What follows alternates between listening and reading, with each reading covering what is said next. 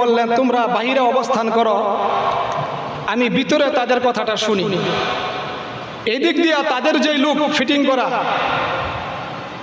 তাকে বলে দিছে, আমরা যখন রাসূল নিয়ে ভিতরে বসবো, তুমি তাড়াতাড়ি দেওয়ালের উপরে টপকাইয়া যাইয়া পাথর নিক্ষেপ করবা, বসা মাত্রই পাথর নিক্ষেপ করবা, যেন বুঝতে না পারে। যখন সাহাবীদেরকে এরকম ভাবে আলাদা করে রাসূল সাল্লাল্লাহু আলাইহি সাল্লামকে ইহুদিরা ঘরে নিয়ে যাইতেছিল, সাহাবীদের অন্তরের মধ্যে একটা দাগ কাটলো। ঘটনা কি? এদের উদ্দেশ্য তো ভালো দেখা যাইতেছে না, আমাদেরকে কেন রাসূল সাল্লাল্লাহু আলাইহি সাল্লামের কাছ থেকে জুদা করলো, পৃথক করলো? ওই দিক থেকে আল্লাহ তাআলা জিবরাইল আলাইহিস সালাতু ওয়াস সালামকে রাসূলের কাছে এরকম ভাবে পাঠাই দিলেন।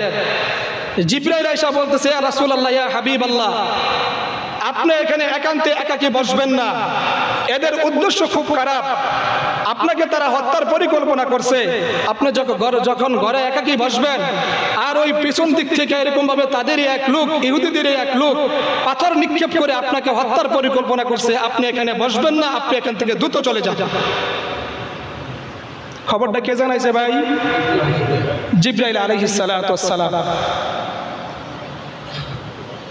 এই কথাটারা অনেকেই গোপন রাখে, জিবরাইল যে জানাইছে এটা গোপন রাখে। গোপন রাখা বলে রাসূল গায়েব জানতেন, নাউজুবিল্লাহ। আসলে রাসূল গায়েব জানতেন না। কুল্লা আকুলু লাকুম ইনদি খাযাইনুল্লাহ ওয়া লা আ'লামুল গায়ব। রাসূলের কাছে এক সাহাবী আয়েশা জিজ্ঞাসা করলেন, ইয়া রাসূলুল্লাহ, ইয়া হাবিবাল্লাহ, আমি রিজিকের খুব পেরেশানির মধ্যে আছি, কি কাজ করলে বলে আমার রিজিক বাড়বে, আপনি একটু সন্ধান দিয়ে দেন, আমার রিজিকের খাজানা কোথায়? আল্লাহ তাআলা রাসূলের কাছে আয়াত নাজিল করে জানাইলেন, গায়েবের অদৃশ্যের খবর একমাত্র আল্লাহ তাআলা ছাড়া দুনিয়ার কোনো মানুষ রাখে না। হে নবী, আপনার কাছে যেই লোক রিজিকের সন্ধান জানতে চায়, আপনি তাকে বলে দেন, ওয়া'মুর আহলাকা বিস-সালাতি ওয়াসতাবির আলাইহা লা নাসআলুকা রিজকা নাহনু নারযুকুকা ওয়াল আকিবাতু লিত-তাকওয়া। আপনি তাকে নামাজের আদেশ করুন, তার পরিবার আহাল যারা আছে তাদেরকে সহ সকলে সাজদায় যে আল্লাহ তাআলার কাছে এরকম ভাবে আল্লাহর পবিত্রতা, আল্লাহর প্রশংসার বর্ণনা করো, আল্লাহ তাআলাই রিজিকের ব্যবস্থা করে দিবে। সুবহানাল্লাহ। রাসূল সাল্লাল্লাহু আলাইহি সাল্লাম সরাসরি কোনো জায়গার কথা না বলে আল্লাহ তাআলা যে নির্দেশ করছেন, তুমি তোমার পরিবার সহ সকলকে নিয়ে তুমি আল্লাহ তাআলার মহান হুকুম ফরজ নামাজ আদায় করতে থাকো, আল্লাহই তোমার রিজিকের ব্যবস্থা করে দিবে। এখান থেকে কি বুঝলাম? রাসূল কি গায়েব জানতেন? গায়েবের মালিক কে? আলিমুল গায়বি ওয়াশ শাহাদাতি হুয়ার রহমানুর রহিম। সূরা হাশরের মধ্যে আমরা পড়ি না, গায়েবের খবর একমাত্র আল্লাহ তাআলাই জানেন। যাক, যে কথা বলতেছিলাম, রাসূল সাল্লাল্লাহু আলাইহি সাল্লামের কাছে যখন জিবরাইল আলাইহিস সালাতু ওয়াস সালাম এই খবর পৌঁছাইলেন, আর রাসূল সাল্লাল্লাহু আলাইহি রাহমাতুহু ওয়া নুসাল্লি আলা রাসূলিহিল কারীম। أما بعد فأعوذ بالله من الشيطان الرجيم. بسم الله الرحمن الرحيم. ولا تهنوا ولا تحزنوا وأنتم الأعلون إن كنتم مؤمنين. وقال تعالى وقالوا كونوا هودا أو نصارى تهتدوا قل بل ملة إبراهيم حنيفا وما كان من المشركين. وقال النبي صلى الله عليه وسلم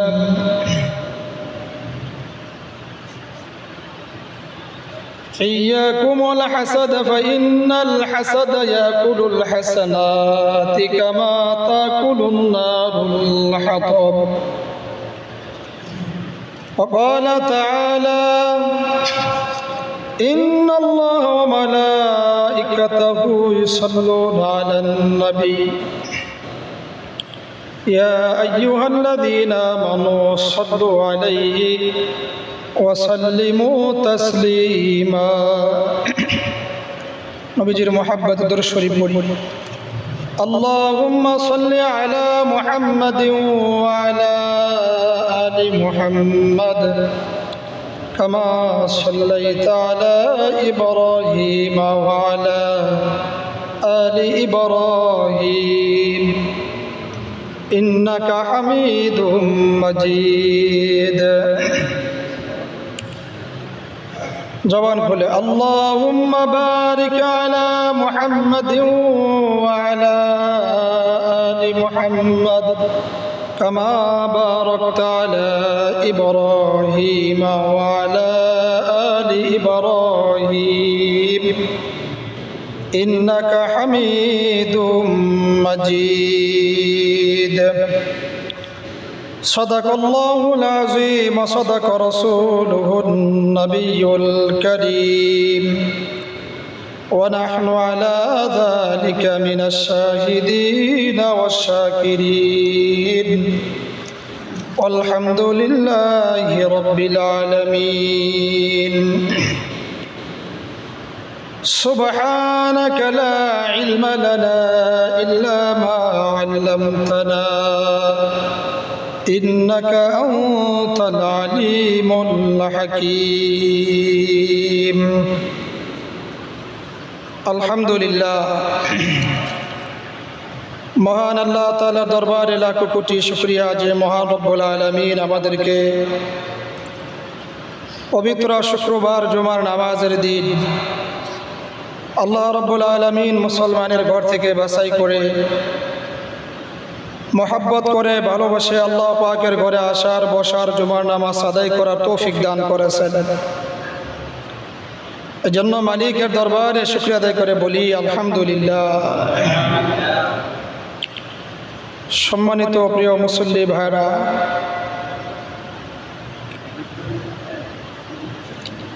মুহররম মাসকে কেন্দ্র করে গত সপ্তাহে যে আলোচনা চলতেছিল তারই ধারাবাহিকতায় অবশিষ্ট যে আলোচনা রয়ে গেছে আজকে ইনশাল্লাহ করার চেষ্টা করব। আল্লাহ তাআলা আমাদেরকে বুঝে শুনে এবং এর থেকে শিক্ষা অর্জন করে আমল করার তৌফিক দান করুন, সকলে বলি আমিন।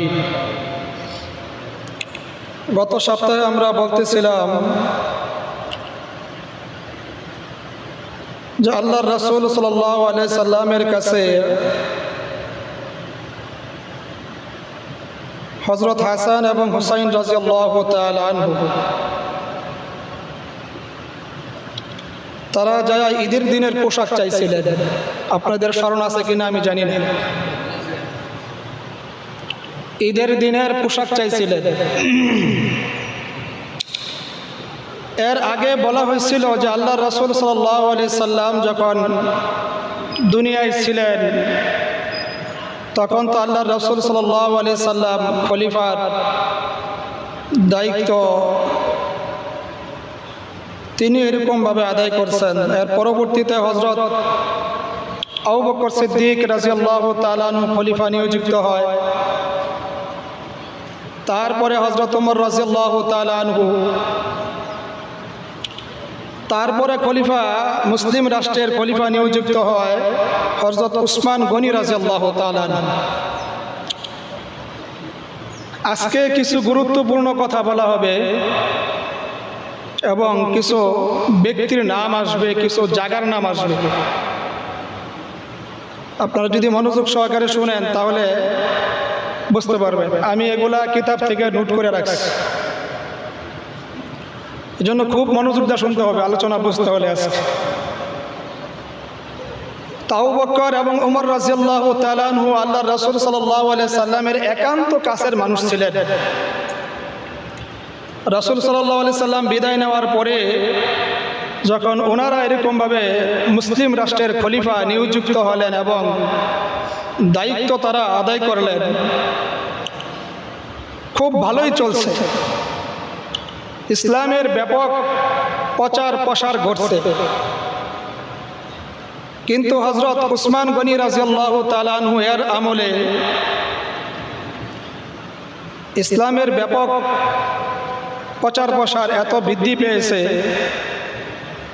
যে সারা দেশে এরকমভাবে এত প্রচার হয়েছে আর মানুষ মুসলমান হওয়া শুরু করছে, এটা দেখে ইহুদিদের মনে একটু হিংসা হইল। ওসমান গনি রাদিয়াল্লাহু তাআলা আনহু এরকমভাবে কাজ করতেছিলেন। এই হিংসার উদ্বোধন হলো রাসূল সাল্লাল্লাহু আলাইহি সাল্লামের থাকাকালীনই কিছুটা রেশ হয়ে গেছিল। রাসূল সাল্লাল্লাহু আলাইহি সাল্লাম যখন মদিনায় আগমনের পূর্বে যখন মক্কায় ছিলেন, তখন মদিনায় বড় বড় কিছু ইহুদি আলেম ছিল।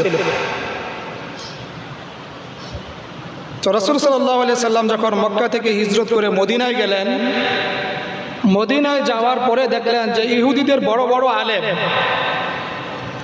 তারা রাসূল সাল্লাল্লাহু আলাইহি সাল্লামের কাছে আইসা একটা প্রস্তাব দিল, ইয়া রাসূলুল্লাহ, ইয়া হাবিবাল্লাহ, আপনি যেহেতু মক্কা থেকে মদিনায় আসছেন, তো আপনার সাথে আমাদের একটা সন্ধি চুক্তি করা প্রয়োজন। সেটা হলো এই যে আমরাও ইসলামের কাজ করব, আপনিও ইসলামের দাওয়াত দিবেন। আমরা যদি কোথাও বাধাগ্রস্ত হই, তাহলে আপনি আপনার সাহাবীদেরকে সাথে নিয়ে, আমাদেরকে সাথে নিয়ে সেটা প্রতিহত করবেন। আর আপনি যদি কোথাও বাধাগ্রস্ত হন, আমরা আমাদের সাথী সঙ্গীদেরকে নিয়ে আপনার সাথে ওটার মোকাবেলা করব। বিষয়টা কি বুঝছেন আপনারা? এজন্য খুব মনোযোগ দিতে হবে, আলোচনা বুঝতে হবে। তো রাসূল সাল্লাল্লাহু আলাইহি সাল্লাম মেনে নিলেন এবং সেই সন্ধি চুক্তিপত্রের মধ্যে উভয় দলের লোকজন স্বাক্ষর করল। উদ্দেশ্য কি? উদ্দেশ্য হলো ইসলামের কাজ। কিন্তু ইহুদিদের মনের ভিতরে ছিল ওই যে একটু আগে কথাটা যেখান থেকে নিয়ে আসছি, হিংসার লেশ। তাদের মনের ভিতরে ছিল অন্য ধারণা, যদিও তারা উপরে মুসলমানের লেবাস, পোশাক, মুসলমানের যে কার্যকলাপ, এগুলো তারা এরকমভাবে দেখাইতেছে, চলতেছে, কিন্তু তাদের দিলের ভিতরে ছিল অন্যরকম উদ্দেশ্য। উদ্দেশ্য এটাই, রাসূল সাল্লাল্লাহু আলাইহি সাল্লাম যখন ইসলামের কাজ করতেছিলেন, তার জনপ্রিয়তা দেখে তাদের মনের যে হিংসা তৈরি হয়েছিল, এটা তাদের কাছে ভালো লাগতেছিল না যে এটা কিভাবে নষ্ট করা যায়। এই জন্য তারা ওইভাবে একটা ফন্দি আইখা রাসূল সাল্লাল্লাহু আলাইহি সাল্লামের কাছে সন্ধি স্থাপন করা, চুক্তি এরকমভাবে চুক্তিনামায় স্বাক্ষর করলো, যাতে করে একসাথে কাজ করবে। এই কাজের ফাঁকে কোনো এক সুযোগে রাসূল সাল্লাল্লাহু আলাইহি সাল্লামকে কিভাবে ক্ষতিগ্রস্ত করা যায়, সেই চেষ্টা তাদের দিলের মধ্যে। তো দিন চলতেছে চলতেছে, একদিন রাসূল সাল্লাল্লাহু আলাইহি সাল্লামের কাছে ইহুদি কিছু বড় বড় আলেমরা আইসা এরকম ভাবে প্রস্তাব জানাইল, ইয়া রাসূলুল্লাহ, আমরা আপনাকে বিশেষ মেহমান হিসাবে দাওয়াত দিতে চাই, আপনি আমাদের দাওয়াত কবুল করেন। রাসূল সাল্লাল্লাহু আলাইহি সাল্লাম সরল মনে এরকম ভাবে তাদের দাওয়াত কবুল করলেন, তাদের ডাকে সাড়া দিলেন, সাথে কিছু সাহাবীদেরকে নিয়ে গেলেন। যখন সাহাবীদেরকে নিয়ে গেলেন, রাসূল সাল্লাল্লাহু আলাইহি সাল্লামকে যে ঘরের মধ্যে বসার জন্য তারা স্থান করে দিয়েছে, এই ঘরের পিছনের এক দেওয়ালের উপর দিয়া তাদের ইহুদিদের এক লোক আগেই তারা বলে রাখছে যে আমরা রাসূল সাল্লাল্লাহু আলাইহি সাল্লামকে নিয়ে এই ঘরের মধ্যে এরকম ভাবে কথাবার্তা বলবো, তুমি পিছনের দেওয়ালের উপরে দিয়া যাইয়া একটা পাথর নিক্ষেপ করবা, যাতে এই পাথরটা এরকম ভাবে রাসূলের মাথার উপরে পড়ে, আর মাথার উপরে পড়ার পরে যেন রাসূল সাল্লাল্লাহু আলাইহি সাল্লাম নাউজুবিল্লাহ মারা যায়। এক কথায় হত্যার পরিকল্পনা তারা করল। তো রাসূল সাল্লাল্লাহু আলাইহি সাল্লাম যখন সাহাবীদেরকে নিয়ে গেছেন, ইহুদিরা বলতেছে যে আপনার সাথে আমরা একান্তে কিছু কথা বলতে চাই। আপনি যদি মনে কিছু না করেন, তাহলে আপনার সাহাবী যারা আছে তাদেরকে আপনি একটু আলাদা করে শুধুমাত্র আপনি আমাদের সাথে একটু সময় দেন।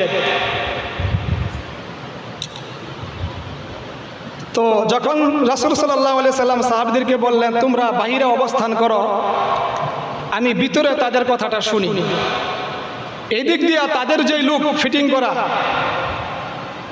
তাকে বলে দিছে আমরা যখন রাসূলকে নিয়ে ভিতরে বসবো তুমি তাড়াতাড়ি দেওয়ালের উপরে টপকাইয়া যাইয়া পাথর নিক্ষেপ করবা, বসা মাত্রই পাথর নিক্ষেপ করবা যেন বুঝতে না পারে। যখন সাহাবীদেরকে এরকম ভাবে আলাদা করে রাসূল সাল্লাল্লাহু আলাইহি সাল্লামকে ইহুদিরা ঘরে নিয়ে যাইতেছিল, সাহাবীদের অন্তরের মধ্যে একটা দাগ কাটলো। ঘটনা কি? এদের উদ্দেশ্য তো ভালো দেখা যাইতেছে না, আমাদেরকে কেন রাসূল সাল্লাল্লাহু আলাইহি সাল্লামের কাছ থেকে জুদা করলো, পৃথক করলো? ওই দিক থেকে আল্লাহ তাআলা জিবরাইল আলাইহিস সালাতু ওয়াস সালামকে রাসূলের কাছে এরকম ভাবে পাঠাই দিলেন। জিবরাইল আয়েশা বলতেছে ইয়া রাসূলুল্লাহ, ইয়া হাবিবাল্লাহ, আপনি এখানে একান্তে একাকী বসবেন না, এদের উদ্দেশ্য খুব খারাপ, আপনাকে তারা হত্যার পরিকল্পনা করছে। আপনি যখন ঘরে একাকী বসবেন আর ওই পিছন দিক থেকে এরকম ভাবে তাদেরই এক লোক, ইহুদিদেরই এক লোক পাথর নিক্ষেপ করে আপনাকে হত্যার পরিকল্পনা করছে, আপনি এখানে বসবেন না, আপনি এখান থেকে দ্রুত চলে যান। খবরটা কে জানাইছে ভাই? জিবরাইল আলাইহিস সালাতু ওয়াস সালাম। এই কথাটারা অনেকেই গোপন রাখে, জিবরাইল যে জানাইছে এটা গোপন রাখে। গোপন রাখা বলে রাসূল গায়েব জানতেন, নাউজুবিল্লাহ। আসলে রাসূল গায়েব জানতেন না। কুল্লা আকুলাকুম ইনদি খাযাইনুল্লাহ ওয়ালা আ'লামুল গায়ব। রাসূলের কাছে এক সাহাবী আয়েশা জিজ্ঞাসা করলেন ইয়া রাসূলুল্লাহ, ইয়া হাবিবাল্লাহ, আমি রিজিকের খুব পেরেশানির মধ্যে আছি,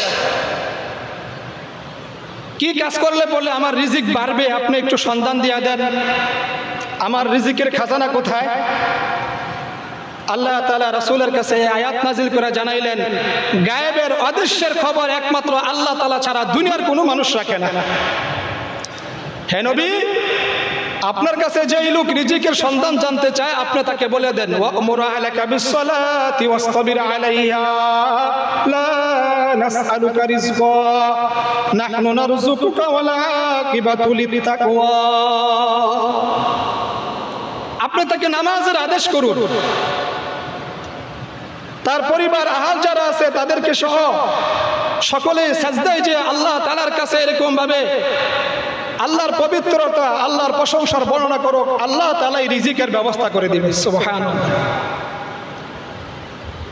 রাসূল সাল্লাল্লাহু আলাইহি সাল্লাম সরাসরি কোনো জায়গার কথা না বলে আল্লাহ তাআলা যে নির্দেশ করছেন তুমি তোমার পরিবার সহ সকলকে নিয়ে তুমি আল্লাহ তাআলার মহান হুকুম ফরজ নামাজ আদায় করতে থাকো, আল্লাহই তোমার রিজিকের ব্যবস্থা করে দিবে। এখান থেকে কি বুঝলাম? রাসূল কি গায়েব জানতেন? গায়েবের মালিক কে? আলিমুল গায়বি ওয়াশ শাহাদাতি হুয়ার রহমানুর রহিম। সূরা হাশরের মধ্যে আমরা পড়ি না, গায়েবের খবর একমাত্র আল্লাহ তাআলাই জানেন। যাক, যে কথা বলতেছিলাম, রাসূল সাল্লাল্লাহু আলাইহি সাল্লামের কাছে যখন জিবরাইল আলাইহিস সালাতু ওয়াস সালাম এই খবর পৌঁছাইলেন আর রাসূল সাল্লাল্লাহু আলাইহি সাল্লাম সাথে সাথে ওই জায়গায় স্থান ত্যাগ করলেন।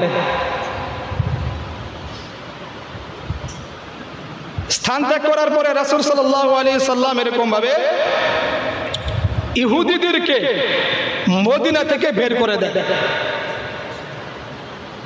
এখন তো বুঝতে পারছে যে তাদের উদ্দেশ্য কি।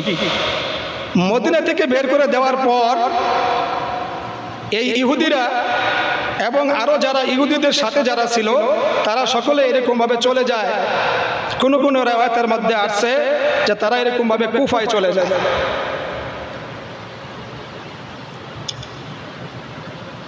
এই যে এখান থেকে তারা যে তাদের মিশন বাস্তবায়ন করতে পারলো না, তাদের পরিকল্পনা এরকম ভাবে সাকসেসফুল হইতে পারলো না, এজন্য তারা আরো ক্ষিপ্ত হয়ে গেছে যে আমরা আমাদের পরিচয় তো এরকম ভাবে প্রকাশ হয়ে গেল, আমরা যে মুনাফিকিটা করছি এটা তো ধরা খেয়ে গেলাম রাসূলের কাছে।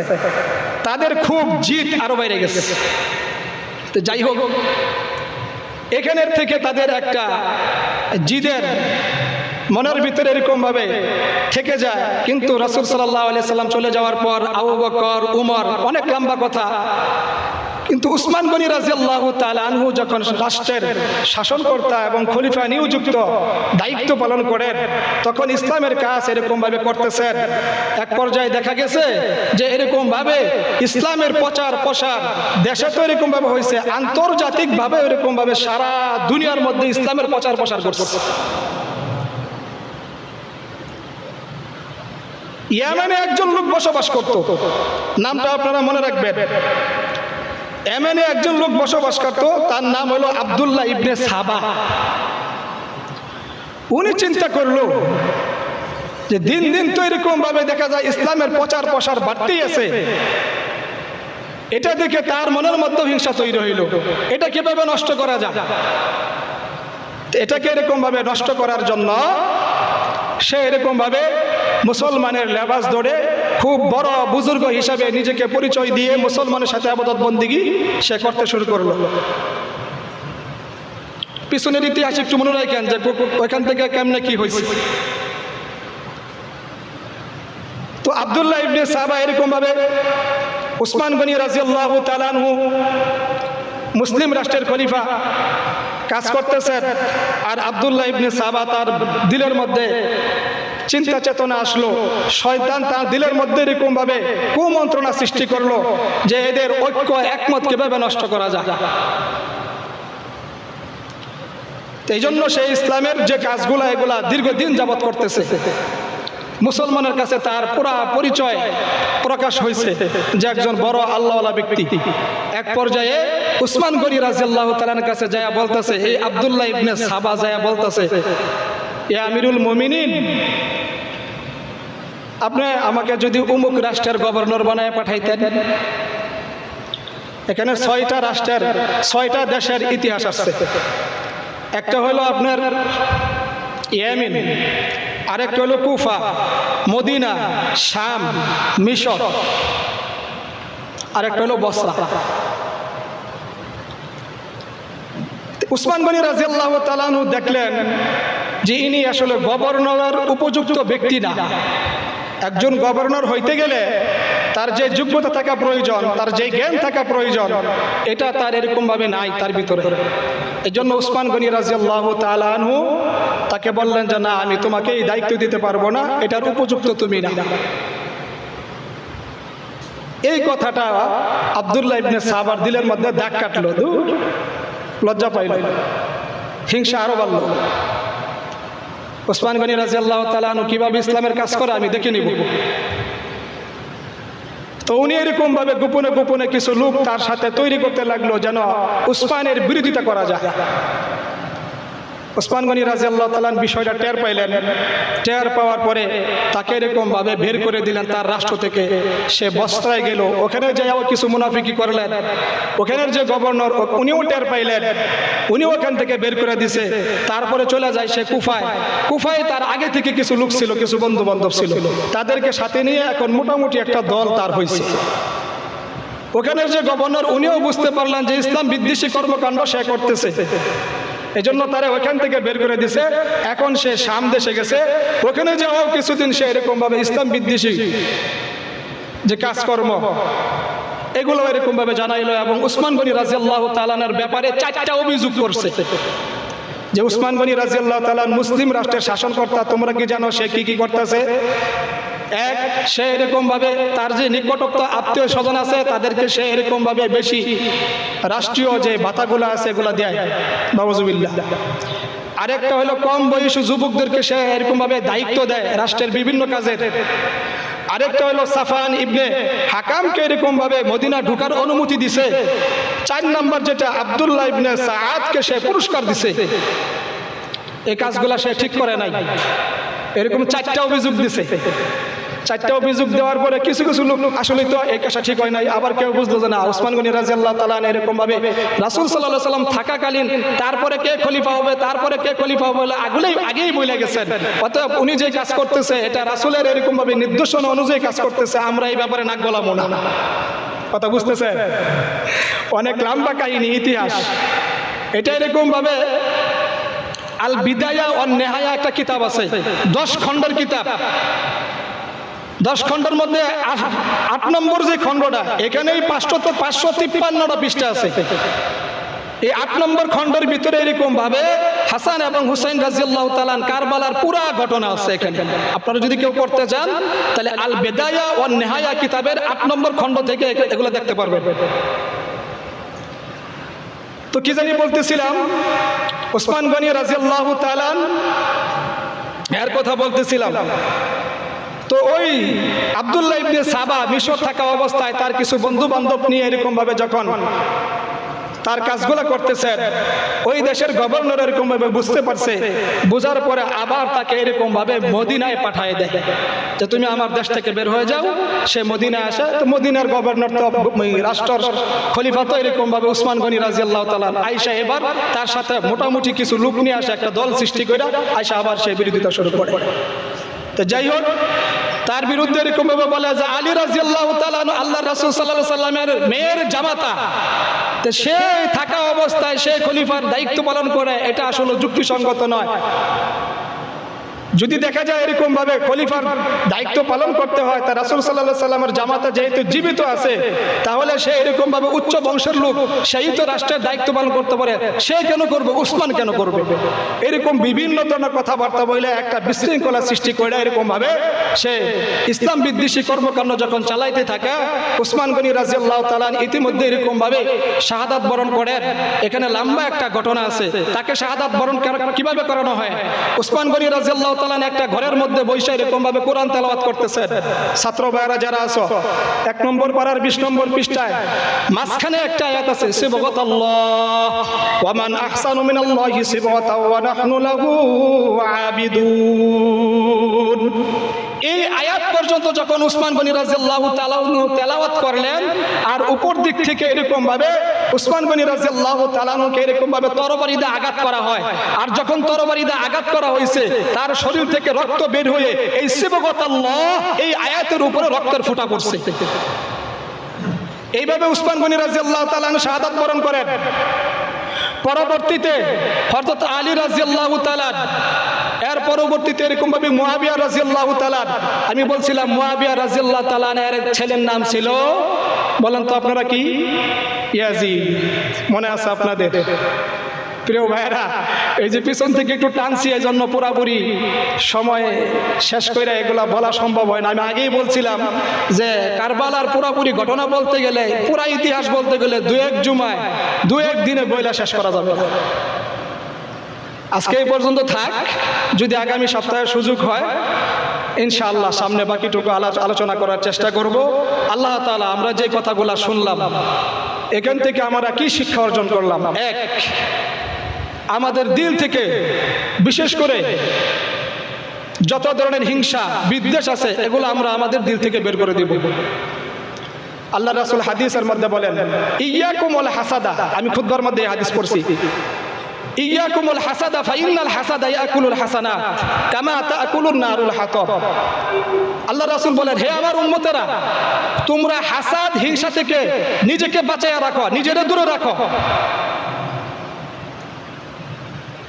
কেননা হাসাদ হিংসা এমন একটা জিনিস, যেমন নাকি আগুন শুকনা কাঠকে পোড়ায়া দেয়, ঠিক তেমনি ভাবে যার দিলের মধ্যে হাসাদ হিংসা আছে, তার নেকি সমূহকে ওইরকম ভাবে ধ্বংস করে দেয়, যেরকম আগুন শুকনা কাঠকে পোড়ায়া দেয়। যেমন নাকি আব্দুল্লাহ ইবনে সাবা, যদিও ওসমান গনি রাদিয়াল্লাহু তাআলা এর দলে ছিল, ইবাদত বন্দি করছে, কিন্তু আসলে কি সে মৃত্যুর পরে জান্নাত পাবে? বুঝেন নাই মনে হয় আপনারা। অতএব অন্তরের 10টা রূপ, এই রূপ থেকে আমাদের অন্তরকে হেফাজত করতে হবে। আর প্রকৃত মুমিন হতে হলে এরকম ভাবে 4টা কাজ করতে হবে। 1 নম্বর নামাজ আদায় করতে হবে, যাকাত দিতে হবে। 3 নম্বর সবসময় আল্লাহ তাআলাকে ভয় করে চলতে হবে। আল্লাহ রাব্বুল আলামিন বলেন, ইন্নাল্লাযীনা ইয়াতলুনা কিতাবাল্লাহ। 4 নম্বর আল্লাহ তাআলার কোরআন তেলাওয়াত করতে হবে। এই 4টা কাজ যেই মুমিন বান্দা করবে, আল্লাহ তাআলা বলেন, লাহুম মাগফিরা, আমি আল্লাহ তাআলা ওই বান্দাকে মাফ করে দিব, ওয়া আজরুন কারীম, আমি আল্লাহ তাআলা তাকে দুনিয়ার মধ্যে এবং আখিরাতে সম্মানী রিজিক দান করব। এই জন্য প্রিয় ভাইরা আমার, দুনিয়ার হায়াতের জিন্দেগি কয়দিন? এখন আছি, একটু পরে নাও থাকতে পারি। আমরা আমাদের দিলকে একমাত্র আল্লাহর জন্য এরকমভাবে উজাড় করে দিয়ে দিল থেকে দুনিয়ার মহাব্বত, হিংসা, বিদ্বেষ, রাগ, গুসা এগুলো বের করে দিয়ে যা কিছু করব আল্লাহর সন্তুষ্টি অর্জনের জন্য করব। আমি আপনি দিলের খবর না জানলেও আল্লাহ কিন্তু আপনার আমার দিলের খবর রাখে। আল্লাহ তাআলা বলে ইন্নাহু আলিমুম বিযাতিস সুদূর। ও আমার দুনিয়ার বান্দারা, আমি তোমাদের দিলের মধ্যে তোমরা মনে মনে কি কল্পনা করো ওটা কেউ না জানলে আমি আল্লাহ তাআলা জানি। যদিও ফেরেশতারা লিখতে পারে না, কিরামান কাতিবিনা ইয়ালামুনা মা তাফআলুন, কিন্তু তোমার দিলের মধ্যে কি চিন্তা ধারণা, সুচিন্তা ধারা না খারাপ চিন্তা ধারা, দুনিয়ার কেউ না বুঝলে আমি আল্লাহ তাআলা জানি, যেহেতু আমি তোমার সৃষ্টিকর্তা। এই জন্য প্রিয় ভাইয়েরা, আমরা ইবাদত বন্দি করব আল্লাহ তাআলার জন্য, একে অপরকে ভালোবাসবো আল্লাহ তাআলার জন্য, একে অপরকে মহব্বত করব আল্লাহ তাআলার জন্য, মসজিদ মাদ্রাসায় দান সাদকা করব আল্লাহ তাআলার জন্য, একটা ছাত্র লজিন খাওয়াবো আল্লাহ তাআলার জন্য, নামাজ কালাম পড়বো আল্লাহ তাআলার জন্য, নবীকে এরকম ভাবে মাশাআল্লাহ। যদি কোনো কথাবার্তা ভুল হয়, বয়ান করছি ভুল